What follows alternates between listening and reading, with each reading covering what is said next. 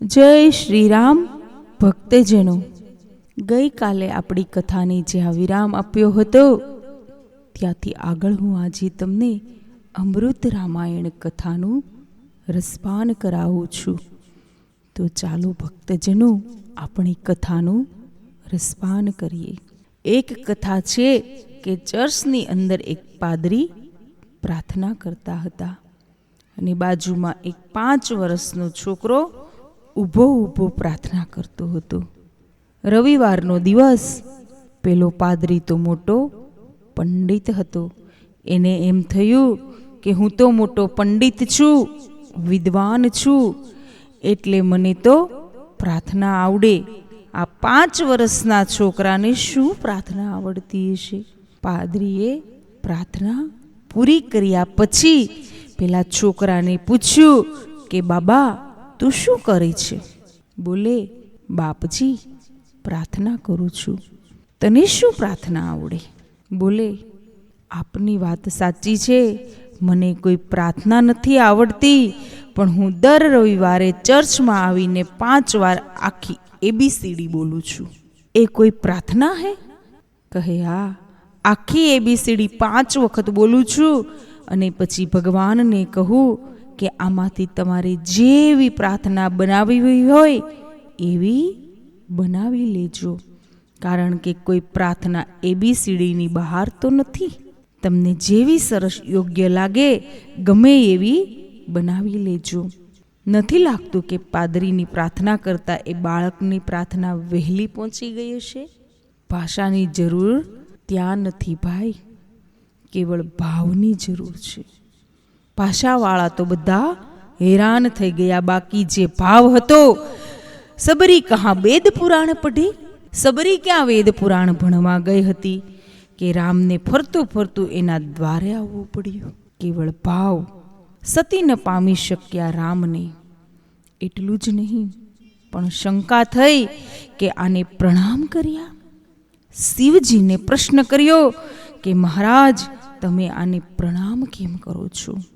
એ તો કોઈને ગોતવા ફરે છે, વિયોગીની જેમ કરે છે, અને આમ પ્રણામ કરો છો.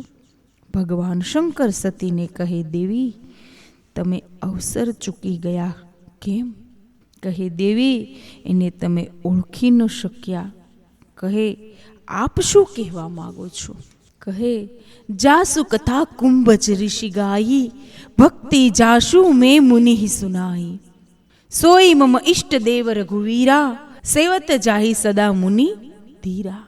જેની કથા સાંભળવા માટે દેવી આપણે અગત્યના આશ્રમમાં જવું પડ્યું, જેની કથા અગત્ય આપણને સંભળાવી, જેની ભક્તિનું દાન મેં અગત્યને કર્યું.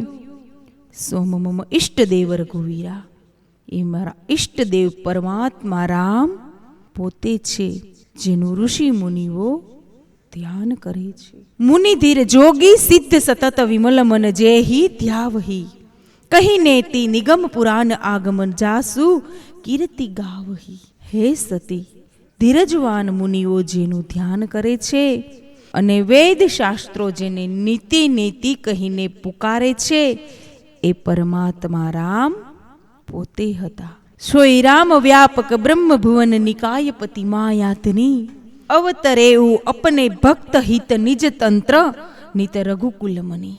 ગોસાઈજી કહે, એ જ આ પરમાત્મા રામ પોતે છે. સોઈ રામ જે વ્યક્તિ રૂપમાં દેખાય છે પણ સમગ્ર જગતમાં વ્યાપક છે. અખિલ બ્રહ્માંડ નાયક બ્રહ્મ છે, માયાના અધિપતિ છે, એ સ્વતંત્ર શક્તિ છે. એને કોનો વિયોગ, કોનો સંયોગ? એ તો દિવ્ય લીલા કરે છે. છતી આપણા સદભાગ્ય કે રામના દર્શન થયા. તમે અવસર ચૂકી ગયા. સતી માનવાને તૈયાર નથી. સામે દલીલો કરી કે તમે એને બ્રહ્મ કહેતા હો તો બ્રહ્મને ખબર ના હોય કે મારી પત્નીને કોણ લઈ ગયું છે? બ્રહ્મ કાંઈ પોતાની પત્નીના વિયોગમાં વૃક્ષોને પૂછે? સીતે સીતે કહીને રુદન કરે? બ્રહ્મ કઈ આવો હોય? શંકરજી સમજાવે સતા સતીને ગળે ઉતરતું નથી. લાગન ઉર ઉપદેશ જદપી કહેવું શીર બાર બહુ. શંકરજી કેટલું સમજાવે પણ સતીને ઉપદેશ લાગ્યો નહીં. એ તો ત્રેતાયુગ હતો. કળયુગ કરતા તો સારો કાળ, અને એ યુગમાં શંકર જેવી વ્યક્તિ સમજાવે કે રામ બ્રહ્મ છે, તોય સતીના મગજમાં ન ઉતરે તો આજ અમે બૂમો પાડી પાડીને થાકી જઈએ, તોય તમારા મગજમાં ન ઉતરે તો એમાં દુઃખ શું? ત્રેતાયુગમાં પ્રત્યક્ષ રામને જોયા છતાં છતી માનવાને તૈયાર નથી. હવે અત્યારે આપણે કાંઈ પ્રત્યક્ષ તો જોઈ શકતા નથી. અત્યારે કદાચ રામને ન માનીએ તો એમાં શું રડવાનું? ઘણા લોકો મને મળીને એમ કહે કે અમે રામને નથી માનતા. એટલે હું કહું કે વાંધો નહીં, એમાં મને શું તકલીફ છે? તું માને કે ન માને તેથી કંઈ ફેર થોડો પડી જવાનો છે. મેં કહ્યું કે તમે તો કળયુગમાં ના પાડો છો, પણ રાવણ તો રૂબરૂમાં ના પાડતો હતો કે હું નથી માનતો, તો તું ગેરહાજરીમાં ના પાડે એમાં નવાઈ શું? અત્યારે આપણને રામ તત્વ દેખાતું નથી. શંકરજી સમજાવવા નિષ્ફળ ગયા. ભારતમાં એવી માન્યતા છે, તમે પણ કદાચ કબૂલ થશો કે આખી દુનિયાને સમજાવી શકાય, પણ 3 જણાને સમજાવી ન શકાય. પુરુષ આખી દુનિયાને બોધ આપતો હોય પણ પત્નીને ન સમજાવી શકે. શંકરે નિષ્ફળ ગયા. તમે જુઓ એ કેમ કહે કે બસ હવે રહેવા દો, અને બીજું આખી દુનિયાને સમજાવી શકાય પણ પાડોશીને ન સમજાવી શકાય. તમે જોજો આખું જગત તમને પગે લાગતું હોય, પાડોશી ધ્યાને ન આપતો હોય. એને એમ થાય કે આ તો આવે જાય છે, એમાં શું? અને ત્રીજું, આખી દુનિયા તમને માને પણ પિતરાઈઓ તમને નહીં માને. પિતરાઈ ભાઈ હોય, કુટુંબી હોય, એ એમ કહે કે એ તમને ન ખબર હોય, અંદરનું અમે જાણતા હોઈએ. લોકોની દયા આવે છે. લોકો એટલા બીમાર છે, ભગવાન બચાવે. જગતને સમજાવી શકાય, પત્ની, પાડોશી અને પિતરાઈને નહીં. શંકરજીને કહેવું પડ્યું કે જો તુમ્હે મન અતિ સદેહુ તો કિન જાય પરીછા લેહુ. તમારા મનમાં સંદેહ જો હોય અને તમે મારી વાત માનવા તૈયાર જ ન હો તો દેવી હવે તમે પરીક્ષા કરો. બાકી હું તો કહું છું કે તમારે આવી શંકા કરવી જોઈએ નહીં. તમારો સ્ત્રી સ્વભાવ છે દેવી, મહેરબાની કરીને આવી શંકા ન કરો. સતી તો દલીલો ઉપર દલીલો કરે, બૌદ્ધિક છે ને, તાર્કિક તર્ક ઉપર તર્ક કરે. સુન હું સતી તવ નારી સ્વભાવ. સ્ત્રી સ્વભાવમાં સંશય બહુ હોય. આ ટીકા કરવા ખાતર નથી કહેતી, ઈશ્વરની રચના જ એવી છે, સ્ત્રી સ્વભાવ જ એવો છે, એમાં સંશય બહુ હોય. પુરુષ સ્વભાવમાં મક્કમતા હોય, એ કુદરતી સ્ત્રી પુરુષનો ભેદ છે. સ્ત્રીનું હૃદય અતિ કોમળ હોય છે, પુરુષનું હૃદય કઠોર હોય છે. આ ભેદ ઈશ્વરે જ ઊભો કર્યો છે. સતી પણ અંતે તો સ્ત્રી છે. રામ ઉપર સંશય કર્યો, પતિનું કહ્યું માન્યું નહીં. શિવજી ચૂપ થઈ ગયા. કહી દીધું કે તમે તમારી રીતે નક્કી કરીને, પરીક્ષા કરીને પછી મને કહેજો કે આ બ્રહ્મ છે કે મનુષ્ય.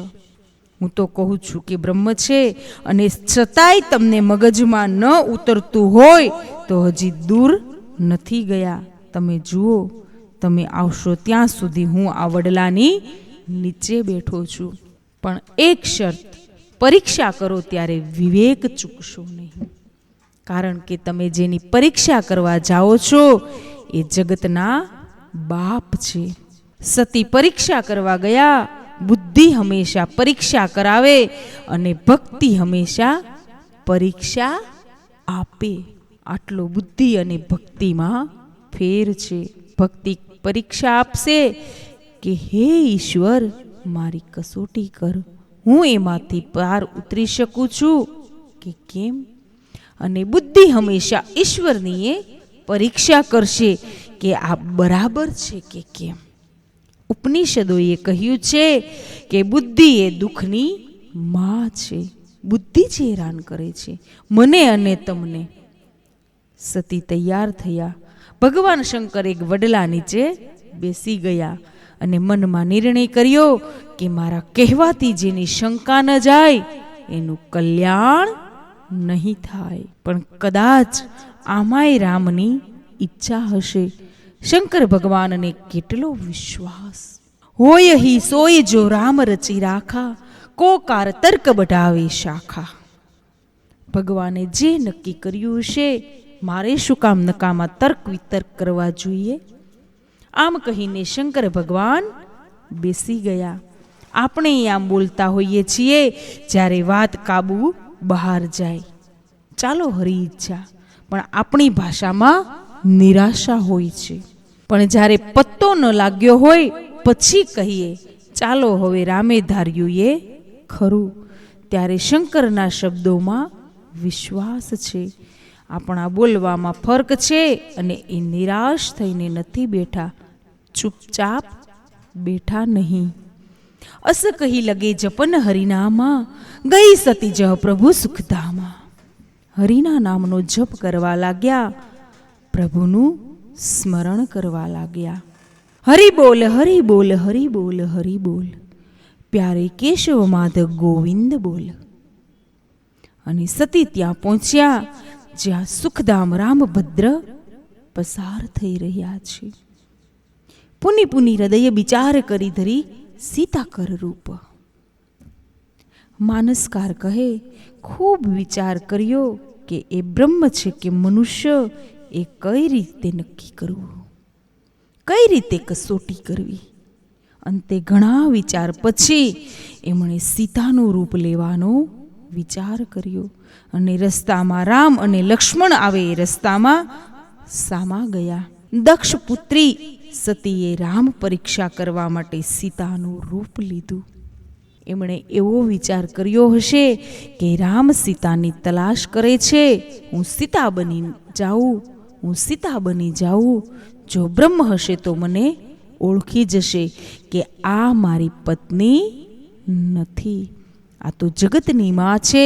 અને સામાન્ય માણસ હશે તો પત્નીના વિયોગમાં આટલા રડે છે તો મારો હાથ પકડીને કહેશે કે અમે ક્યારના રુદન કરીએ છીએ, સીતા તું ક્યાં હતી, ખુશ થઈ જશે. સીતાનું રૂપ લઈ દક્ષની પુત્રી રામની કસોટી કરવા ગઈ. રામ લક્ષ્મણ ચાલ્યા જાય છે. લક્ષ્મણજી પાછળ છે, રામ આગળ છે.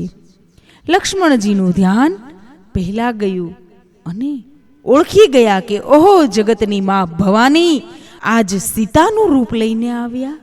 હવે રામના પગની સેવા કરનારો જો ઓળખી જાય તો રામજીથી તો ક્યાં સુધી ચૂપ રહેવાનું.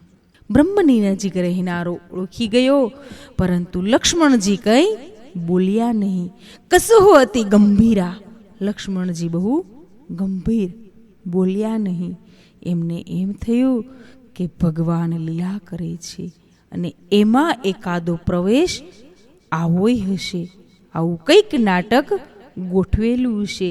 એમાં હું કંઈ બોલું ને એમાં નાટકમાં વિક્ષેપ થાય, એના કરતાં મારે અત્યારે બોલવાનું ભાગમાં નથી આવ્યું. મારે તો ખાલી પાછળ પાછળ ચાલવાનું જ છે. સતી નજીક આવે છે. રામજી એની સામે ગયા અને એકદમ રામજીએ આંખ ઊંચી કરીને જ્યાં આગળ જોયું, સતીનું કપટ. સુરસ્વામી જાણી ગયા, ઈશ્વરની આગળ ક્યાં સુધી કપટ રહે. એ તો જીવ કોશિશ કરે છે પણ ક્યાં સુધી રહે. તારો કે તેજ મેં ચાંદ ચૂપે નહીં, સૂર ચૂપે નહીં બાદલ ચાયું. રાડ પડે તેદી રજપૂત છુપે નહીં, દાતા ચૂપે નહીં માગન આયો. ચંચલ નારી કો નૈન ચૂપે નહીં, પ્રીત ચૂપે નહીં પીઠ દિખાયો. કવિ ગંગ કહે સુનું શાહ અકબર, કોઈના કર્મ ચૂપે નહીં ભભૂત લગાયો. જીવન તો ખુલ્લું પડી ગયું છે. તારોડિયા ગમે તેટલા પ્રકાશ કરે પણ ચંદ્રને થોડું છુપાવી શકે. વાદળા ગમે તેટલા આવે, ગગન મગન મકુ મેઘહી મિલહી, એ સૂર્યને થોડા છુપાવી શકે. સાચો ક્ષત્રિય જ્યારે ગર્જના થાય ત્યારે છૂપો ન રહી શકે. ગમે તેટલો માણસ બહાર જતો રહે પણ સાચી પ્રીત ચૂપી ન રહે. ચંચળ નારીના નેત્રો ચૂપા ન રહે અને દાતારના ઘરે માગણ આવે ત્યારે એની દાતારી ચૂપી ન રહે. પોતે વેચાઈ જાય એવા ઘણા દાખલા છે. જીવંત દ્રષ્ટાંત છે આપણા ગુજરાતનું, ભારતનું. પીપા મહારાજને ત્યાં સાધુ આવ્યા અને કાંઈ જ ન હતું જમાડવા માટે ભગવાનને. અને પછી એણે પત્નીને કહ્યું કે આપણા ઘરે સાધુ આવ્યા છે, એને કેમ જમાડીશું? આંગણેથી સાધુ ભૂખ્યો જાય તો સૌરાષ્ટ્રનું ગૌરવ જાય. બોલે બધી વસ્તુ એક એક કરતા કરતા વેચાઈ ગઈ છે, હવે કાંઈ નથી રહ્યું. મારા લગ્ન થયા હતા ત્યારે પરણતી વખતે મેં જે કપડાં પહેર્યા હતા એ છેલ્લી જોડ કપડાં આજ મેં પહેરી લીધા છે. બાકી બધું વેચાઈ ગયું છે, હવે શું કરવું? પત્નીએ કહ્યું કે હું તમને આ કપડાં ઉતારી આપું, તમે વેચી આવો. શું પહેરીશ? કહે અનાજ ભરવાની જે ગામડામાં કોઠી હોય, જે ચાણ માટીથી બનાવી હોય એમાં અનાજ ભરે, એ કોઠીમાં હું બેસી જઈશ. ભગવાન કપડાં આપશે ત્યારે બહાર નીકળીશ, પણ આંગણે આવેલો સાધુ ભૂખ્યો ન જવો જોઈએ. સ્ત્રીએ કોઠીમાં ઉતરીને કપડાં આપી દીધા. પણ સ્ત્રીએ પતિને પ્રાર્થના કરી કે એક કામ કરજો, સાધુ જમવા બેસે ત્યારે એમને આનું અનાજ કાઢવાનું જે કાણું છે તેની સામે બેસાડજો, જેથી કાણામાંથી હું સાધુના દર્શન કરી શકું. મારાથી બહાર તો નહીં નીકળાય. આ આપણો દેશ. માણસ વેચાઈ જતા હતા સત્યને ખાतिर. જો કે હવે ફેરફાર થવા માંડ્યો છે. નહીતર તો મારા એક મિત્ર છે, મને કહે આ બધા એવું બોર્ડ કેમ મારતા હશે કે રજા વગર આવવું નહીં? એટલું બધું શું ખાનગી અંદર હોય છે? સૌરાષ્ટ્રના ગૃહસ્થના આંગણા કાયમ ખુલ્લા રહેતા હતા.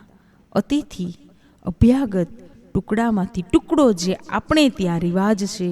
સાધુઓને માટે કબીર ચોરી કરી. આપણા ઇતિહાસો ખરેખર અદ્ભુત છે. મારો કહેવાનો આશય દાતારી ચૂપી ન રહે, તેવી જ રીતે માણસના કર્મો ચૂપા ન રહે. ભગતે તો પછી સાધુઓને જમાડ્યા છે, આજ સતી કપટ કરીને આવ્યા. એ કપટ ક્યાં સુધી ચૂપું રહે? રામજીએ જોયું, ઓળખી ગયા. રામચરિત માનસમાં લખ્યું, જોરી પાની પ્રભુ કિન્હ પ્રણામો. જેવા સતી સામે આવ્યા એટલે રામજીએ હાથ જોડીને પ્રણામ કર્યા કે પધારીએ. આ પ્રણામ કર્યા એમાં સતીને સમજી જવું જોઈએ કે એમણે મને પ્રણામ કર્યા એટલે મને ઓળખી ગયા લાગે છે. કારણ કે રામજીએ પ્રણામ કર્યા એટલા માટે કર્યા કે હું તમને ઓળખી ગયો છું. તમે સીતાનું રૂપ ભલે લીધું પણ છો જગદંબા, અને તેથી માં માનીને તમને પ્રણામ કરું છું. તમે સીતાજી હોત તો તમે મને પ્રણામ કર્યા હોત. રામ ઓળખી ગયા. બીજા અર્થમાં કહીએ તો રામજીએ એટલા માટે પ્રણામ કર્યા કે તમે અત્યારે પરીક્ષા કરવા આવ્યા છો. પરીક્ષા કરવા આવે એ ગુરુ કહેવાય. જેની પરીક્ષા કરવાની હોય એ વિદ્યાર્થી કહેવાય. અને ગુરુ આવે ત્યારે વિદ્યાર્થીએ પગે લાગવું જોઈએ. માટે હું પગે લાગુ છું. સતી સમજ્યા નહીં. રામજીએ કહ્યું, અમારા પિતાજી શંકર ક્યાં છે? તમે એકલા કેમ? શંકરજીને પિતા કહ્યા એટલે પણ એમણે સમજી જવું જોઈએ કે આ મને માં કહેવા માગે છે. પણ છતાંય સતી સમજ્યા નહીં, આપ એકલા કેમ વનમાં ફરો છો?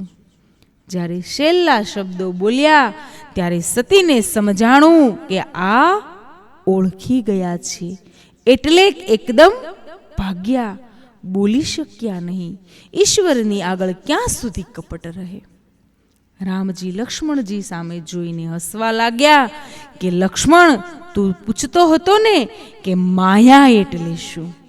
આનું નામ માયા. આજ સતી જેવી સ્ત્રીને પણ માયાએ ચક્કરમાં લઈ લીધા. સતી કંઈ બોલ્યા વગર દોડ્યા. રામજીને થયું કે મારું ઐશ્વર્ય એને નહીં બતાવું તો એ શંકા કર્યા જ કરશે, માટે લાવ બતાવું. સતી જે માર્ગે દોડતા જતા હતા એ માર્ગમાં રામ, લક્ષ્મણ અને જાનકી ત્રણેય સામેથી ચાલ્યા આવે એવું રામે બતાવ્યું. સતીને બહુ આશ્ચર્ય થયું કે રામજી તો પાછળ છે, સીતાજીને તો કોઈ લઈ ગયું છે, અને આ ત્રણેય જણા સામે કેમ આવે છે? એકદમ પાછું વળીને જોયું તો પાછળથી ત્રણેય જણા ચાલ્યા આવે છે. રામ, લક્ષ્મણ અને સીતા આ તરફ જુઓ તો આ તરફથી જ્યાં જહ સીતવતી તહ પ્રભુ આશીના. જ્યાં જોઈએ ત્યાં રામ, લક્ષ્મણ, જાનકી, બ્રહ્માદિ દેવતાઓ સેવા કરે. પોતાના સ્વરૂપને પણ જોયું, શંકર આદિ દેવતાઓ પણ જોયા, અને આવું રામજીનું અતિ વ્યાપક અને ઐશ્વર્યપૂર્ણ રૂપ જોઈ સતીને ચક્કર આવવા લાગ્યા કે આ હું શું જોઉં છું? માનસકારે લખ્યું, નયન મુદી બેઠી મગમાહી. આંખો બંધ કરીને રસ્તામાં બેસી ગયા. તુલસીદાસજીને એમ થયું કે આંખો બંધ કરીને બેઠા એટલે હવે કદાચ એમને સમજણ પડશે, કંઈ ચિંતન કરશે. પણ તુલસીદાસજીની આશા નિષ્ફળ ગઈ, કારણ કે થોડી વારમાં જ્યાં આંખ ખોલી ત્યાં કશું ન દિખત દક્ષ કુમારી. હજુ દક્ષ કુમારી ચાલુ જ છે. આટલું બધું જોયું છતાં આટલા બધા ઐશ્વર્યમાં પણ કંઈ જ ન જોઈ શક્યા. એમને સમજાયું નહીં. સતી મનમાં વિચાર કરે છે કે મેં શંકર કહી ન માના, નિજ અજ્ઞાન રામ પર આના. શંકરજીનું કહ્યું મેં માન્યું નહીં, મારી અજ્ઞાનતા હું રામ ઉપર નાખવા ગઈ. હવે બીજું તો ઠીક, હું જઈને જવાબ શું દઈશ? શંકરજી મને પૂછશે તો એમને શું કહીશું? હૃદયમાં સંતાપ લઈને આવે છે. ભક્તિ શાંતિ આપે, બુદ્ધિ સંતાપ આપે. રામજીને જોયા પછી સંતાપ રહે? પણ બુદ્ધિનું તાંડવ ખરું ને. મૂળ રૂપમાં તો આવ્યા, પણ શંકરજીની પાસે આવીને ઊભા રહ્યા. શંકર ભગવાનને હસતા હસતા પૂછ્યું કે કુશળ છો ને? આટલી વારમાં કુશળતા પૂછવાની શી જરૂર? છતાં પૂછી, કારણ કે શંકરજીને ખબર છે કે સંશયનો રોગ લાગુ પડે એ બીમાર કહેવાય. તેને પૂછવું જોઈએ કે આપ કુશળ છો ને દેવી? ગઈ સમીપ મહેશ તબ હસી પૂછી કુશલતા. આપે કઈ રીતે પરીક્ષા કરી એ બધી સાચી વાત રજૂ કરો. સત્ય ઉપર ભાર મૂક્યો. સાચું બોલજો. આદ્ય શક્તિ જગદંબા કંઈ ખોટું બોલવાના હોય? છતાં આમ કહ્યું, કારણ કે આજ ખોટું પણ બોલે, અને ખરેખર સતી ખોટું બોલ્યા. દુનિયાનો એક નિયમ છે, એક ભૂલને ઢાંકવા માટે અનેક ભૂલો કરવી પડે છે. એક ભૂલ કરીએ એને છુપાવવાનો વખત આવે ત્યારે એ બીજી કેટલીય ભૂલો કરાવે છે. એના કરતાં વધારે સારું એ છે કે બે માણસ ટીકા કરશે એટલું જ, પણ ભૂલ ખુલ્લી કરી નાખો, જેથી બીજી ભૂલોથી બચી જવાય. પણ છુપાવવામાં તો કરજ વધતું જશે. છોડ કપટના કામ તો રાજી રેજો ને રામ. હવે તું તો છોડ કપટના કામજી. એક હશે પણ આકરું પડશે, આ ઢાંકવું કપટનું કામજી. લાખો બીજા તારે લડવા પડશે, પછી શળતણા સંગ્રામ. માટે તું તો છોડ કપટના કામજી. એક ભૂલ બીજી અનેક ભૂલ કરાવે. એ તો ભૂલ કરીએ ત્યારે આપણને ખ્યાલ હોતો નથી, પણ અનેક ગણો બદલો આપણે ચૂકવતા હોઈએ છીએ. ખોટું કરવાનું આવે છે ત્યારે ખ્યાલ નથી રહેતો. ભાવ ઓર પ્રેમથી પ્રભુનું સ્મરણ કરીએ.